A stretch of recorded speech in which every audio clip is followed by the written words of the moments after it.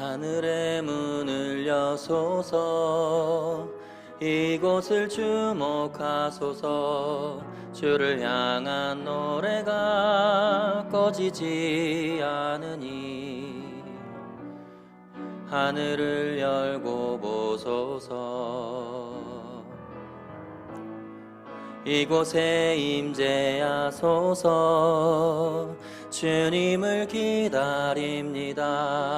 기도의 향기가 하늘에 닿으니 주여 임재하여 주소서. 이곳에 오셔서 이곳에 앉으소서. 이곳에서 드리는 예배를 받으소서. 주님의 이름만이 오직 주의 이름만 이곳에 있습니다. 이곳에 오셔서 이곳에 앉으소서. 이곳에서 드리는 예배를 받으소서. 주님의 이름만이 오직 주의 이름만 이곳에 있습니다. 자비하신 하나님 아버지, 우리의 힘과 소망이 되시는 주님을 찬양합니다. 혼란과 고통 속에서 우리를 구원하시고 새롭게 하실 주님을 온 마음으로 기대하며 경배하오니 이 시간 하나님을 예배하는 모든 휘경의 성도들에게 주님의 은혜와 사랑을 내려 주옵소서. 우리 예배의 주인이신 예수님의 이름으로 기원하오며 이제는 회개와 참회의 기도문을 함께 교독하겠습니다. 누군가의 마음을 아프게 한 것을 참회하며 고백합니다. 누군가를 속이고 기만한 것을 참회하며 고백합니다.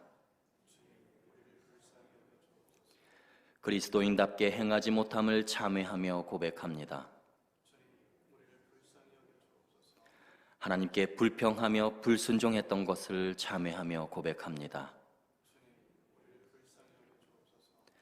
진심으로 참회한 성도에게 주신 하나님의 용서의 말씀이 여기 있습니다.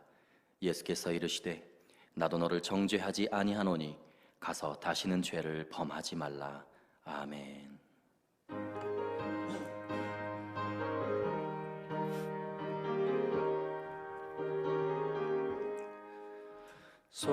속죄하신 구세주를 내가 찬송하리라. 내게 자유 주시려고 주가 고난 당했네. 크신 사랑 찬양하리. 나의 죄 사려고 십자가에 죽임 당한 나의 주 찬양하리. 내가 구원받은 증거 기뻐 전파리라. 내 죄 모두 담당하신 주의 사랑 크셔라. 크신 사랑 찬양하리. 나의 죄 사려고 십자가에 죽임 당한 나의 주 찬양하리. 승리하신 구세주를 내가 찬송하리라.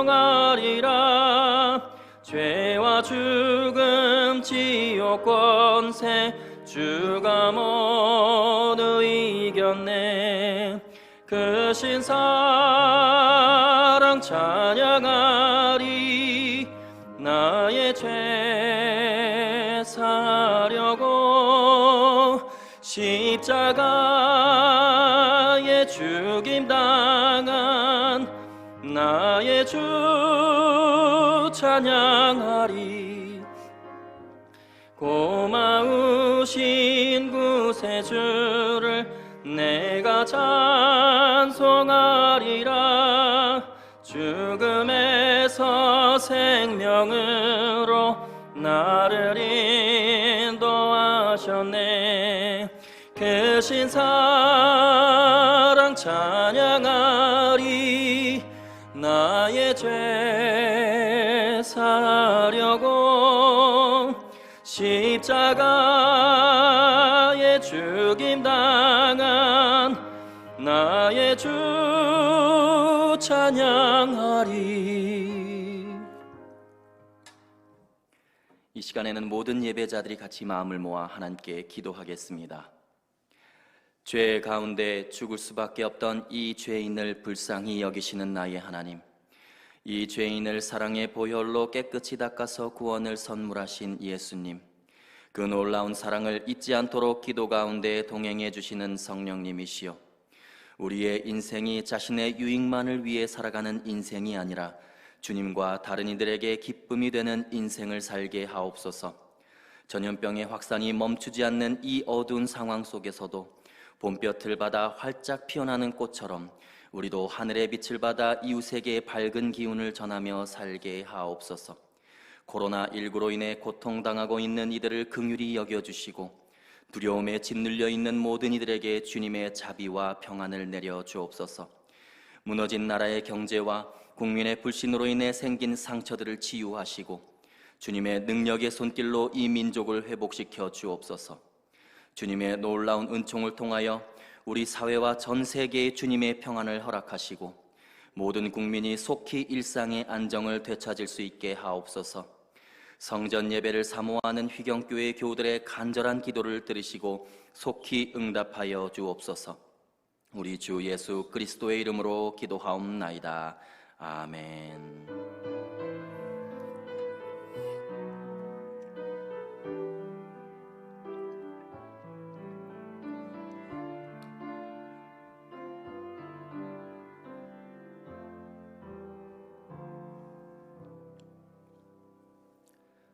오늘 하나님께서 우리에게 주시는 말씀은 신약성경 마태복음 16장 21절로 25절까지의 말씀입니다.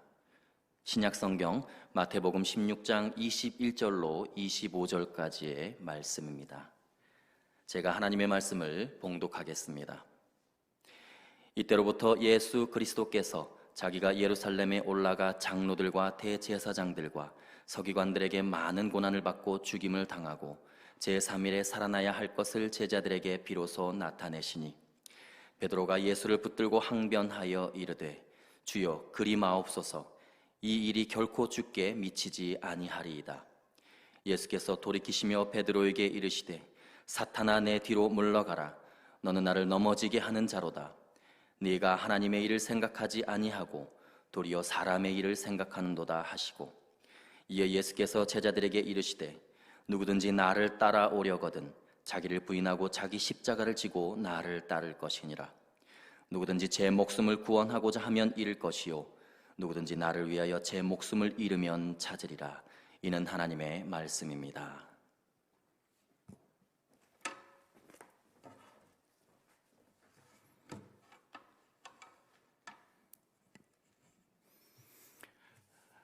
자, 그동안 또 우리 사회가 많이 어렵고 또 고통스럽고 불편함을 견디고 있는 이때 우리 교회 여러분들도 지금 영상으로 또 예배를 드리시면서 성전 예배를 사모하면서도 성전 예배 드리지 못하는 것이 못내 아쉽고 또 답답하고 힘들 터인데 이제 몇 주 안 남은 것 같습니다. 잘 이겨내시면서 오늘도 온전한 예배로 하나님 앞에 영광 돌리시기를 바랍니다. 이 앞에 세 분은 이 가운데 자리를 좀 옮겨주시기를 바랍니다. 여러분 온라인 영상 예배로 예배하게 될 때 우리가 문자로 보냈는데 교회에서 문자로 보낸 온라인 예배를 거룩하게 드리는 방법 이것을 꼭 보시면서 거기에 따라서 예배를 드려주시면 대단히 감사하겠습니다. 우리가 영과 진리로 드리는 것이 예배인데 영과 진리로 예배할 수 있도록 온라인 예배 거룩하게 드리는 방법 참조해 주시기를 꼭 부탁드립니다. 그리고 영상 예배를 드리지만 여러분 설교뿐만 아니라 찬송과 기도와 봉헌에도 이 모든 예배와 똑같이 참여해서 온전한 예배를 드릴 수 있도록 우리 시경의 가족 여러분들이 또한 힘써 주시고 노력해 주시기를 부탁드립니다. 오늘 마태복음 16장 21절에서 25절의 말씀을 가지고 사명으로 사는 그리스도인이라 하는 제목으로 이 시간 함께 은혜를 나눠보려고 합니다. 이솝 우화를 보면은 거기 개와 나귀의 이야기가 나옵니다. 하루 종일 짐을 싣고 다니던 나귀가 천근 만근으로 피곤한 몸을 이끌고 집으로 돌아왔는데 마당에 벌렁 드러누워 있는 개가 눈에 들어왔습니다. 나귀의 눈에 개는 늘 빈둥거리며 놀기만 하는 쓸모없는 녀석으로 보였습니다. 그런데 개팔자 상팔자라고 때만 되면 주인은 밥을 갖다 줍니다. 그리고 개는 그 밥을 맛있게 먹자마자 또 빈둥거리며 놀기만 합니다. 이걸 지켜보던 나귀는 그만 심사가 뒤틀려 버립니다. 자기는 하루 종일 힘들게 일을 하는데 개는 날마다 놀고 먹는 것처럼 보였기 때문입니다. 도대체 저 개는 주인에게 어떻게 하길래 저렇게 사랑을 받는 것일까? 이런 생각을 하면서 나귀는 개가 하는 행동을 유심히 지켜보게 됩니다. 개는 주인이 집에 올 때마다 꼬리를 살랑살랑 흔들면서 반가운 얼굴로 뛰어나가서 주인의 품속에 뛰어들어가 얼굴을 핥아대는데 그때마다 주인은 개가 이쁘다고 쓰다듬어 주는 겁니다. 그걸 본 나귀는 무릎을 탁 치면서 생각해요. 아하, 저거였구나. 다음 날 일을 하고 돌아온 나귀는 반갑게 꼬리를 흔들어대면서 갑자기 주인의 품속에 뛰어들어 안기고는 그 긴 혀로 주인의 얼굴을 핥아주기 시작합니다. 그 다음에 무슨 일이 벌어졌을까요? 기겁을 한 주인은 야, 이놈이 미쳤냐면서 그날 나귀를 죽도록 두들겨 패버렸습니다. 사랑을 받는다는 것은 참으로 귀한 일입니다. 그러나 나귀의 이야기에서 보듯이 사랑을 받는 방법이 모두에게 똑같은 것은 아닙니다. 개는 주인에게 아양을 떠난 것이 사랑을 받는 방법이고 나귀는 일 잘하고 짐을 잘 싣고 다니는 게 사랑을 받는 방법입니다. 그러면 우리 그리스도인은 어떻게 해야 하나님의 사랑을 받을 수가 있을까요? 그는 아마도 주인에게 사랑을 받던 개처럼 하나님께서 내게 맡기신 달란트를 잘 감당하는 것이 하나님의 사랑을 받는 길이라고 생각을 합니다. 코로나 독감이 몰고 온 불안과 불편함과 고통이 이 땅을 온통 칭칭 휘감고 있는 이때 우리 그리스도인들은 하늘 백성으로서 특별한 달란트를 사용할 수가 있어야 합니다. 먼저 웃음의 씨를 날려줘야 돼요. 대영 제국이 한창 남아메리카를 개척할 당시 한 영국인 선교사가 아마존강 하류에 도착했는데 처음에는 이 원시인처럼 사는 원주민들을 원숭이와 구별하는 게 힘들었다고 해요. 그래서 본국에 전보를 쳤습니다. 어떤 놈이 원숭이고 어떤 놈이 인간인지 잘 모르겠으니 쉽게 구별하는 법을 좀 알려주시오. 얼마 후 본국에서 답신이 왔습니다. 웃는 놈이 인간이고 웃지 않는 놈이 원숭이다. 정말 기가 막힌 답변 같아요. 웃음이라고 하는 것은 인간을 가장 인간답게 하는 힘이고 인격에서 가장 중요한 요소입니다. 오늘 우리는 웃으며 살고 있습니까? 아니면 찡그리고 살고 있습니까? 더 원초적으로 물어봐서 오늘 하루 우리는 인간으로서 살고 있습니까? 아니면 원숭이로서 살고 있습니까? 오늘날 우리가 다니는 거리에는 웃는 얼굴을 찾기가 좀처럼 어렵습니다. 시민들의 표정에서는 웃음이 점점 메말라가요. 물론 코로나 독감의 영향이 국내외적으로 너무나 크고 신천지 사이비 집단의 못된 행태와 정부의 오락가락 대처와 마스크 대란에서 나타난 이기적인 욕심들이 오늘날 우리 사회에서 웃음을 빼앗아 가는 것은 분명한 사실일 겁니다. 그러나 사실 그 이전부터 우리가 살아가는 이 사회에서는 웃음기가 사라지고 있었습니다. 아무리 살기 험한 세상이라고는 하지만 그래도 이 세상에서 인간 외에 웃을 수 있는 동물은 하나도 없습니다. 만일 웃음이 없어진다면 지구촌의 문화도 문명도 아마 더 이상 존재하기는 힘들어질 겁니다. 왜냐하면 웃음이 없어지면 기쁨이 없어지고, 기쁨이 없으면 소망이 없어지고, 소망이 없으면 더 이상 문명의 발전도 불가능해지기 때문에 그렇습니다. 이런 때일수록 우리 그리스도인들의 사명이 점점 더 중요해진다고 생각합니다. 그리스도인은 세상이 볼 수 없는 것들을 보고 세상이 바랄 수 없는 것들을 바라는 사람들이기 때문입니다. 그리스도인은 세상의 희망을 넘어서 천국의 소망을 보는 사람들이고, 세상이 바라는 미래를 넘어서 천국에서 열릴 구원의 미래를 확신하는 사람들입니다. 그래서 사도 바울은 고린도 교회에 보내는 편지에서 초대교회 성도들에 대해 이렇게 증언을 합니다. 고린도후서 8장 2절, 여러분은 환난과 많은 시련과 극심한 가난 중에도 넘치는 기쁨을 소유한 사람들입니다. 여기서 나오는 것처럼 그리스도인은 현실과 미래를 동시에 사는 아주 특별한 종족입니다. 우리가 조금만 마음의 여유를 가지고 돌아보면 아무리 어렵고 괴롭던 지난 일들도 몇 년만 지나고 나면 이게 작고 사소하게 느껴지는 경우가 많이 있습니다. 이제 보니 별일도 아닌데 그때 내가 왜 그랬을까? 내가 왜 그때 그렇게 쫌팽이처럼 굴었을까? 내가 왜 그렇게 어리석게 굴었을까?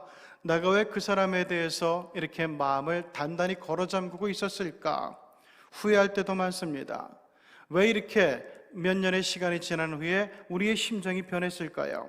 그 이유는 이 세상의 모든 것들은 다 지나가 버리는 것들이기 때문입니다. 고통도 지나가고, 환난도 지나가고, 좌절도 지나가고, 실패도 지나가고, 미움도, 분노도, 가난도 다 지나가 버리는 것들이에요. 그땐 그렇게 힘들던 것이었는데도 이젠 더 이상 나를 괴롭게 하지 못합니다. 이게 뭐를 의미하는 걸까요? 그 당시에는 정말 죽을 것처럼 힘든 것이었을지라도 지금에 와서 보면은 그게 그렇게까지 대단한 힘과 영향력을 가진 것은 아니었다는 얘기입니다. 지금 우리가 겪는 고통도 마찬가지입니다. 이것이 미래에 가보면은 별게 아닐 수도 있습니다. 어떤 의미에서 우리 그리스도인은 이 세상에서 언제든지 웃을 수 있는 아주 특별한 종족입니다. 우리는 현실 속에 살면서도 저기 미래의 천국을 믿음에 담고 살아가는 사람들이기 때문입니다. 성경이 알려주는 하늘나라는 슬픔과 애통과 이별과 죽음과 괴로움이 더 이상 없는 세계입니다. 거기는 오직 웃음만이 가득한 기쁨과 평화의 세계임을 성경은 여러 곳에서 증거하고 있습니다. 오직 이 세상에서 웃음만이 영원하다는 거예요. 이걸 누구보다 잘 아는 이들이 바로 저와 여러분 같은 그리스도인들입니다. 그렇기 때문에 그리스도인은 이웃을 향해서 웃음의 전도자가 될 수 있습니다. 그리스도인은 웃음을 통해서 우리가 믿는 하늘나라를 내보일 수 있어야 돼요. 이 시대의 전도 트렌드는 교리 전도가 아닙니다. 강좌가 아닙니다. 바로 웃음 전도요, 기쁨 전도입니다. 그리스도인은 100번의 탄식보다는 한 번의 웃음소리가 갖는 힘을 알아야 됩니다. 그래서 어떻게 하면 즐겁고 행복한 인생을 살 수 있는지를 가르쳐 줘야 됩니다. 웃을 일이 없어도 그냥 억지로 웃다 보면 때로는 기쁨과 행복이 불현듯 솟아날 때가 많이 있습니다. 우리 교회 오는 삼육병원 앞에 오거리는 항상 혼잡하죠. 그래서 차를 몰고 운전하게 될 때 하도 차가 뒤엉키니까 짜증이 나는 곳이기도 하고 또 위험한 곳이기도 합니다. 한 번은 그곳을 많은 차들이 막고 있었는데 그 막고 있는 차의 운전자를 향해서 한번 이렇게 웃어줬더니만 빙긋 이렇게 맑게 좀 웃어줬더니 그 사람의 반응이 놀랍습니다. 그 사람도 웬만큼 짜증이 나는 상태였을 텐데 웃는 제 모습을 보고 같이 웃어주더니만 고개를 꾹꾹하고 인사를 하는 거예요. 그래서 이 사람이 비정상인가? 그 다음 사람한테도 똑같이 웃어줬더니만은 그 사람도 마찬가지로 싱긋 웃더니 고개를 끄덕하면서 아는 척을 하는 거예요. 분명 모르는 사람들임에도 불구하고 웃는 내 반응이 그렇게 나왔어요. 그래서 제가 그때 그런 생각을 했습니다. 야, 웃음의 힘이 생각보다 참 대단한 것이구나. 그러므로 여러분, 혼자 있을 때, 혼자 운전할 때, 혼자 길을 걸을 때, 혼자 일을 할 때 웃기를 바랍니다. 그래서 웃음기가 없어지는 우리 사회에 다시금 선하고 아름다운 생기가 돌게 만들어서 이웃을 기쁘게 만들고 하나님께 영광을 돌리는 우리 휴경의 식구들이 되기를 바랍니다. 두 번째는 우리는 인생의 소풍이라는 것을 보여줘야 돼요. 지금으로부터 2000년 전에 거대한 화산 폭발로 멸망한 로마 도시 폼페이는 원래 인구가 5만 명이 넘게 살아가는 거대 도시였습니다. 오늘날 남아있는 당시의 기록들을 보면은 로마 도시 폼페이를 집어삼킨 베수비오 화산이 거대한 대폭발을 일으키기 전에 며칠 동안 이 화산의 연기가 스멀스멀 피어오르는 것을 보면서, 이 불길한 전조가 나타나는 것을 보면서 가난한 시민들과 노예들은 미련 없이 도시를 떠나서 피난을 갔다고 합니다. 그러다 보니 결국 거대한 화산 폭발로 인해 용암과 화산재에 파묻혀 생매장된 사람들은 돈 많은 귀족들과 부유한 상인들이었다고 해요. 오늘날 거기서 발굴된 이미 화석이 돼버린 시신들이 한 2,000구가 되는데 이 사람들이 모두 부유한 사람들이었습니다. 돈과 권력과 명예로 배부른 사람들은 마지막까지 자기네 기득권과 비싼 저택과 막대한 재산을 지키려다가 결국에는 모든 것을 다 잃어버렸던 겁니다. 서양 속담에 이런 말이 있어요. 태풍에 뿌리가 뽑히는 것은 큰 나무이지 잡초가 아니다. 굉장히 중요한 의미를 담고 있는 말씀입니다. 창세기 19장은 타락과 향락에 빠진 죄악의 도시 소돔성의 멸망을 소개해 줍니다. 유황불이 소나기처럼 퍼붓는 소돔성에서 빨리 나와 도망을 가야 하는데 롯의 아내는 그동안 소돔성에서 누리던 안락한 물질 문명의 혜택을 못 잊어서 천사의 금령을 어기고 그만 뒤를 돌아다봅니다. 그 순간 저주를 받아 그만 소금기둥이 되어버렸습니다. 오늘날 성지 순례할 때 남아있는 소금기둥이 꼭 롯의 처의 흔적은 아닐지라도 어쨌든 롯의 처는 지금도 자신의 욕심 때문에 모든 것을 잃어버렸던 안타깝고 불완전하고 어리석은 인물의 심볼로 우리들에게 남아있습니다.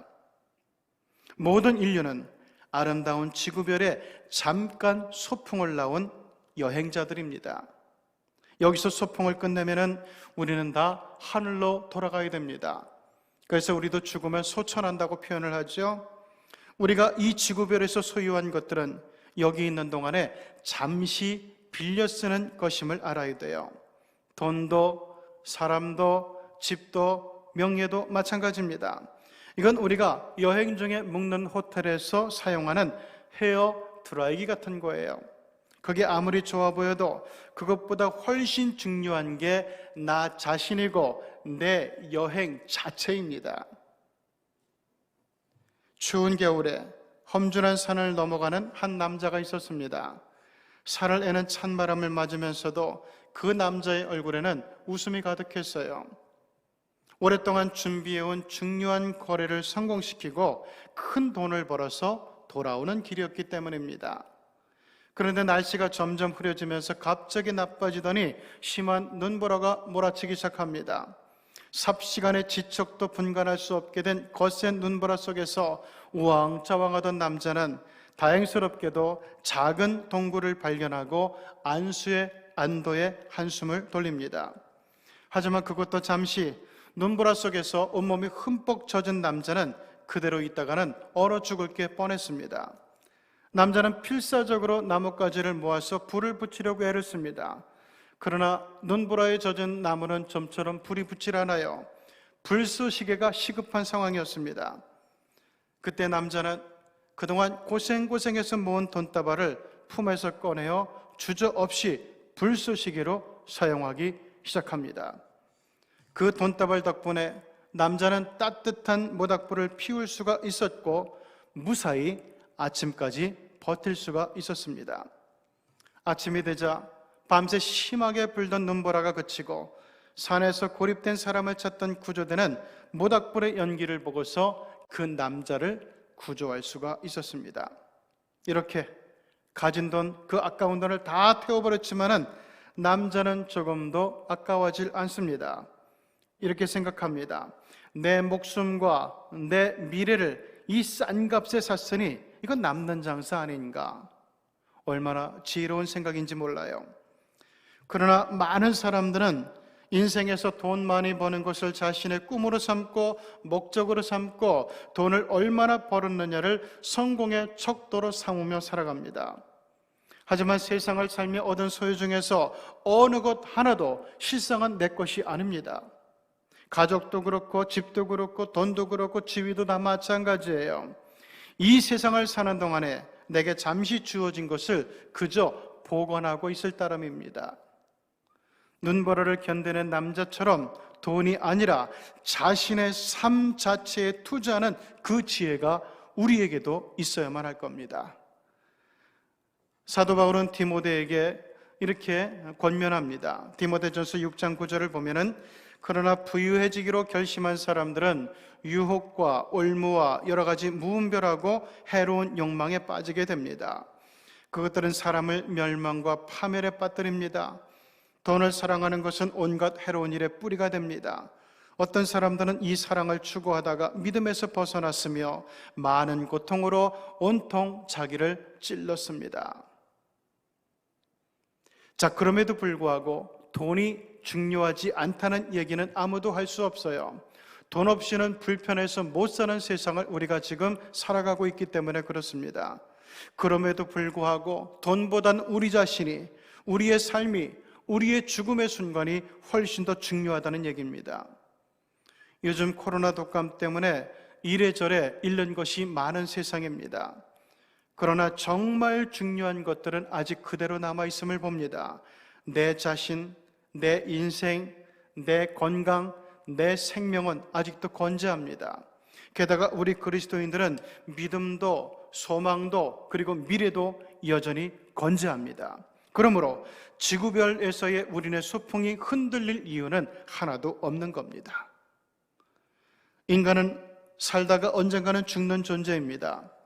이 죽음에 대해서 누구나 아는 것 세 가지가 있다고 해요. 첫째는 사람은 분명히 죽는다는 거고, 둘째는 나 혼자서 죽는다는 거고, 셋째는 아무것도 못 가지고 간다는 거예요. 반면에 죽음에 대해서 아무도 모르는 것 세 가지가 있습니다. 첫째는 언제 죽을지 모른다는 것이고, 둘째는 어디서 죽을지 모른다는 것이고, 셋째는 어떻게 죽을지 모른다는 거예요. 누구나 태어나는 모습은 비슷비슷하지만 그러나 죽는 모습은 천차만별일 겁니다. 귀한 죽음이 있고 천한 죽음이 있으며 애도하는 죽음이 있고 잘 죽었다고 손뼉치며 좋아하는 죽음도 분명히 있습니다. 그래서 인간의 최종 평가는 출생보다는 죽는 것으로 결정이 된다는 겁니다. 안중근 의사는 30살에, 윤봉길 의사는 25살에, 그리고 유관순 열사는 18살에 세상을 떠났습니다.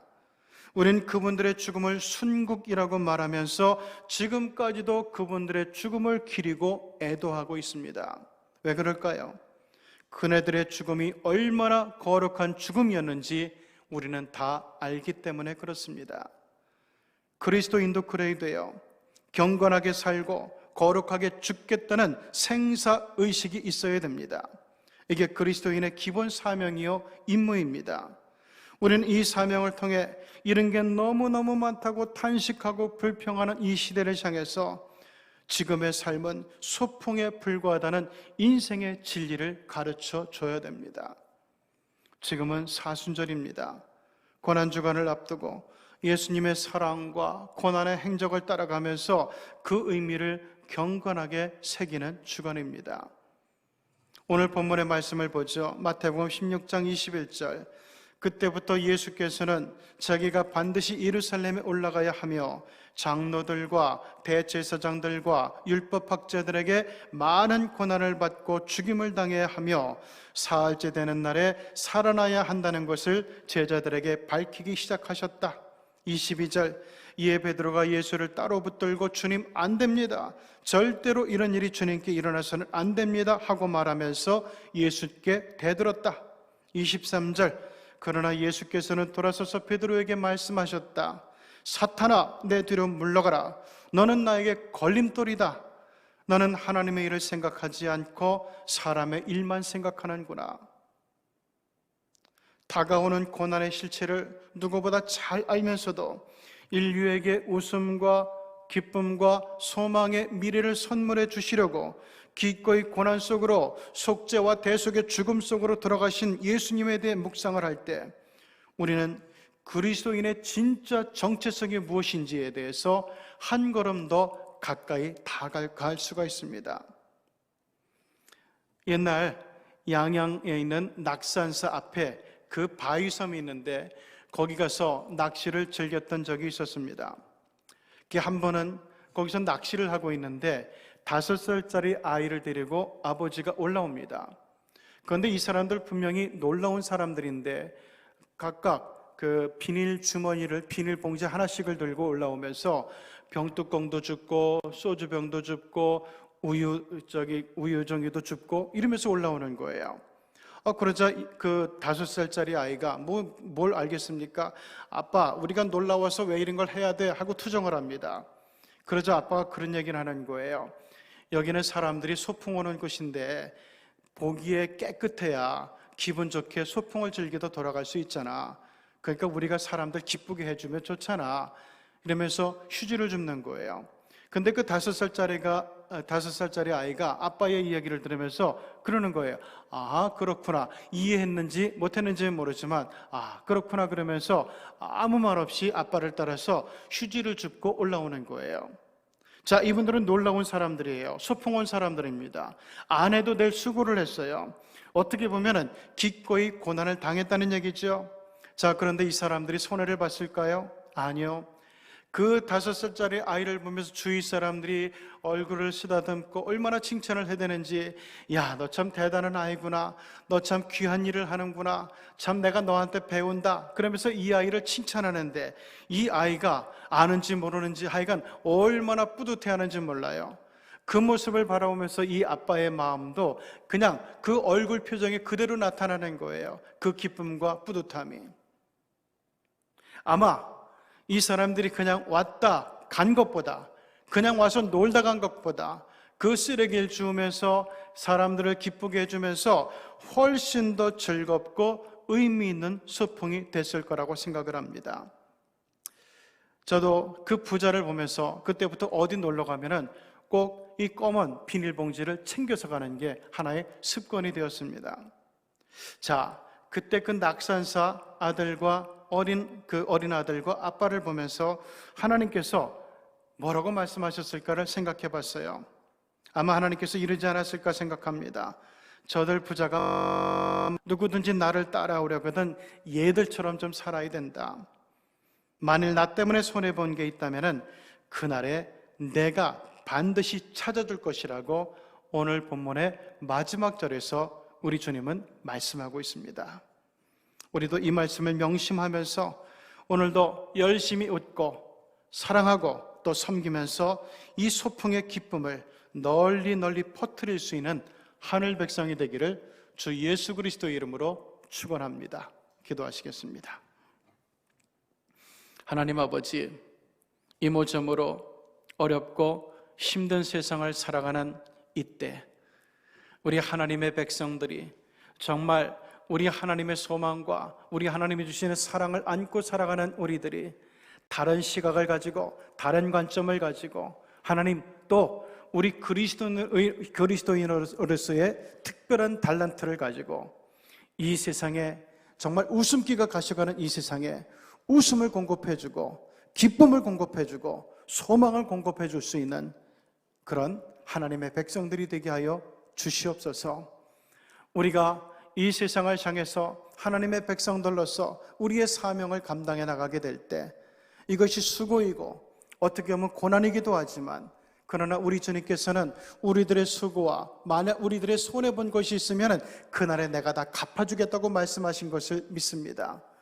오늘도 우리의 사명을 생각하면서 그리스도인으로서의 우리의 할 일을 생각하면서 이웃들을 웃게 만들고 이웃들을 기쁘게 해주고 이를 통해서 하나님께 영광을 돌릴 수 있는 우리 그리스도인들 되는 휴경의 식구들이 다 되게 하여 주시옵소서. 예수님의 이름으로 기도드리옵나이다. 아멘. 이 시간 우리가 봉헌을 하고 또한 영상 예배를 드림에 있어서도 여러분 함께 봉헌해 주시기를 바랍니다.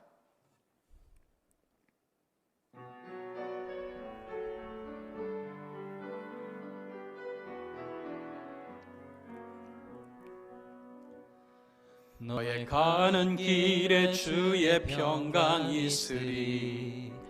평강의 왕 함께 가시니 너의 걸음 주 인도하시리. 주의 강한 손 너 이끄시리. 너의 가는 길에 주의 축복이 있으리. 영광의 주 함께 가시니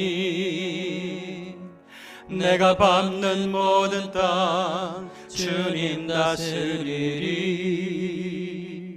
너는 주의 길 예비케 되리. 주님 나라 위하여 길 떠나는 나의 형제여, 주께서 가라시니 너는 가라. 주의 이름으로 거칠은 광야 위에 꽃은 피어나고 세상은 내 안에서 주님의 영광 보리라. 강하고 담대하라. 세상 이기신 주 늘 함께 너와 동행하시며 내게 새 힘을 주시리. 가난한 자를 살피시고 연약한 자를 도우시며 힘든 자를 돌보시는 자비하신 하나님, 온 세상으로 거침없이 퍼져나가는 코로나 바이러스의 기세등등한 위협에도 불구하고 이 나라와 민족을 향한 한국교회의 기도를 들으시어 백성들에게 슬기와 지혜와 배려와 협력의 은총을 주시어 이 어려움을 잘 극복해 나갈 수 있도록 은혜 주심을 감사합니다. 이젠 우리나라뿐만 아니라 이웃 나라들에서도 바이러스의 기세가 사정없이 꺾이게 하시고 괴롭고 힘든 지구촌 이웃들의 생활과 생계가 더 이상 어려워지지 않도록 주님의 도우시는 손길을 우리 인류 위에 얹으사 하늘의 평안과 기쁨을 이 시대를 향해 명령하여 주시옵소서. 그리고 그리스도인들을 핍박하는 중국 공산당의 무리와 주님의 백성들을 능멸하는 신천지 사이비 집단과 하나님의 교회를 대적하는 불신의 세태가 우리 하나님의 준엄한 경고 앞에서 무릎을 꿇는 역사가 이제 나타나게 하옵소서. 이러한 때일수록 더욱 신실한 믿음과 경건한 기도와 열심 있는 예배로 나아가서 성전에서 드리는 예배와 감격과 은총을 온전히 회복해 나가는 휴경교회와 열방의 그리스도인들이 되게 하옵소서. 특별히 오늘 영상으로 예배하며 봉헌하는 우리 성도들의 아쉽고 안타까운 마음을 우리 주님 보혈의 손으로 따뜻하게 어루만져 주셔서 이 한 주간도 하나님의 보호 가운데 거하는 성도들이 되게 하옵소서. 이제 특별히 택함받은 우리 성도들이 11조로 주정헌금으로 선교 장학 건축 헌금으로 그리고 다양한 감사의 예물로 온라인 계좌를 통해 봉헌하오니 순전한 믿음으로 바치는 손길들을 복되게 하사 천국이 저들의 삶에서 현실이 되게 하시고 우리 주님 주시는 넉넉한 은총으로 인하여 우리 휴경 가족들의 삶의 창고가 건강과 평안과 기쁨과 감사와 물질의 은혜로 채워지게 하옵소서. 예수님의 이름으로 봉헌 기도드리옵나이다. 지금은 우리 구주 예수 그리스도의 보호하심의 은혜와 우리 하나님 아버지의 지극히 크고 극진하신 사랑하심과 언제 어느 때나 우리와 함께 하시고 우리와 동행하시고 인도해 주시는 성령 하나님의 교통하심의 은총이 오늘 이 주일에 하나님의 성전에 나와서 예배하지 못하고 가정 예배로 무릎 꿇고 영과 진리로 주님을 사모하며 예배하는, 성전을 사모하며 예배하는 사랑하는 시국의 모든 가족들 위해 이제로부터 영원토록 늘 풍성하시옵기를 간절히 축원하옵나이다. 너의 가는 길에 주의 평강이 있으리. 평강의 왕 함께 가시니. 너의 걸음 주 인도하시리. 주의 강한 손 널 이끄시리. 너의 가는 길에 주의 축복이 있으리. 영광의 주 함께 가시니.